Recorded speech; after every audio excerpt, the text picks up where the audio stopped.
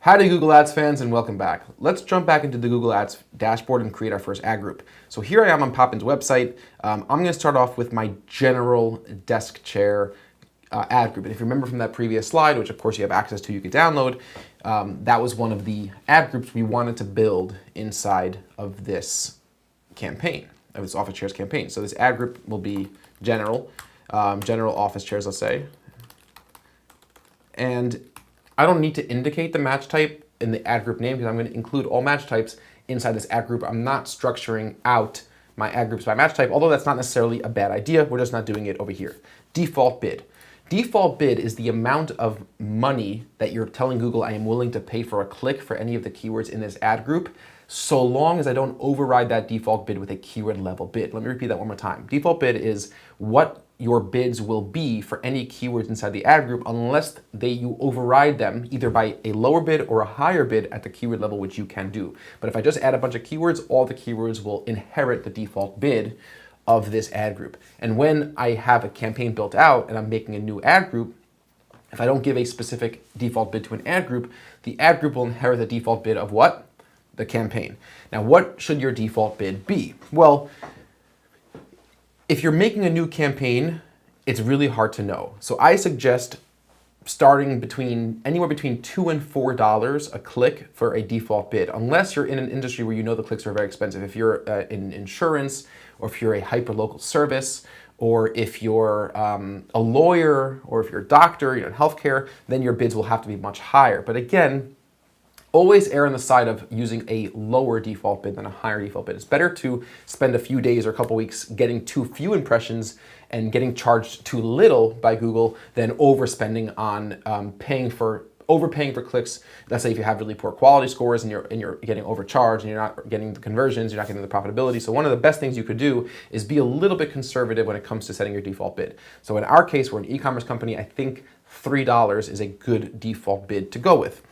Eventually, we're going to be bidding at the keyword level. That's the goal of the campaign, to have the right bid for every single keyword in your account. That's ultimately the goal. We're going to understand what our bid has to be by referencing back to our formula sheet where we learn how to determine what our maximum CPC should be. I'm also going to teach you a few additional formulas for how to determine what your maximum CPC should be based on what information you have available to you. But right now, we're not trying to determine the exact profitable CPC at the keyword level. We're just giving a default ad group level bid. And as we optimize this campaign, it's not going to really matter what our default of the ad group level bid is because we're going to always be bidding at the keyword level anyway. Next thing down, I must enter in a few keywords. And I know that we haven't spoken about keywords yet, and it's going to be it's one of my favorite things to talk about. I think it's going to be a fantastic section of this course when we talk about keywords, but we have to put in some keywords over here. So we'll start off with general office chairs, and you do one keyword per line. You could use negative keywords, and I'm not going to get into detail with what negative keywords are. If you know what negative keywords are already, then fantastic. And you could add negative keywords by just putting the minus sign and then using keywords. So I'm going to do minus sign free, which means that anytime a person uses the word free in their search term, my ads will not be eligible to show. I could look at Google's keyword ideas in the right-hand side over here. So I see office chair. If I click the plus sign, it will add it to my general list. I like that. If I click on, I don't want computer desk, office chair was good, white desk chair. White desk chair is interesting because it has a specific color. Now, I might eventually break out my ad groups by color, which I probably will, and that would probably be a good idea. So under this campaign for office chairs, I have task chairs, I have rolling chairs, we're gonna have high back chairs, executive chairs, leather chairs, but we might also wanna have white desk chairs. So I can leave that out for now because that's not gonna go in my general campaign.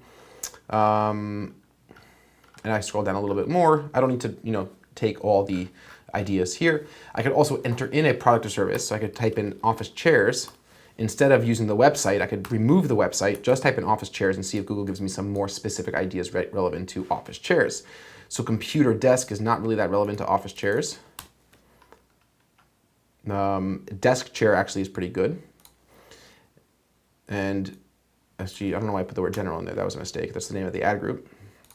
And here we have a few different keywords. I want to show you quickly one of my favorite tools, and I'm going to go into more detail with this tool later on, but it's a really fantastic tool called Merge Words. So you go to mergewords.com, and it's an invaluable tool. It's totally free, and it mixes and matches different keywords. So it's pretty neat. So I could type in, let's say, desk, and I could type in next line down, office, next line down, let's see, desk chairs, office chairs, executive, and then I might do something like online, buy, sale, discounted, quality, best, and then chairs would be, let's say, the one keyword, because this is all going to be about chairs, and I could merge these words in different orders and different combinations with using extra options. And if I click merge, I get an output of all of these, I get 24 keywords, right? So I might be able to look through this and say, okay, best chairs is really too broad. It doesn't really indicate what we offer. Quality chairs as well. Any of the two words I could just remove. Sale, chairs, I might just want to remove. Same thing with buy chairs. But I want to keep anything that has desk or office in it. So really quickly, I just got, a good 21 or so keywords. I could copy that, go back to AdWords, and simply paste those all in, which is fantastic, right? So now I have a bunch of keywords inside this ad group using a really nifty tool. And we're gonna go back to merge words and some other more advanced tools when we talk about keywords again. Using the new ad group menu, I could create a second ad group, but I don't want to do that. I want to make my ad groups. I could create a second ad group right here while I'm creating my first campaign by clicking new ad group, but I don't want to do that. I want to create my ad groups once I understand more about keywords, once I understand more about structure, once I understand more about match types, negative keyword lists, traffic sculpting, all those different things that we're going to talk about once we get to keywords.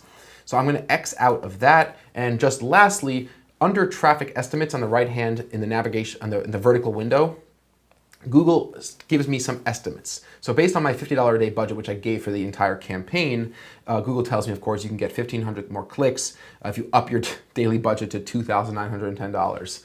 Thank you very much, Google. I could up my budget to $3,000 and get more clicks. I understand. And in my ad group, Google's estimating I'm going to get 27 clicks a day for $1.86 average CPC. Those are estimates. They're notoriously inaccurate, but if a client asks you for some estimates, or if your boss asks you for some estimates, you could show them this is what Google estimates, but we'll only know what's actually going to happen when we run campaigns in the real world. There's just so many different variables that account for changes in performance.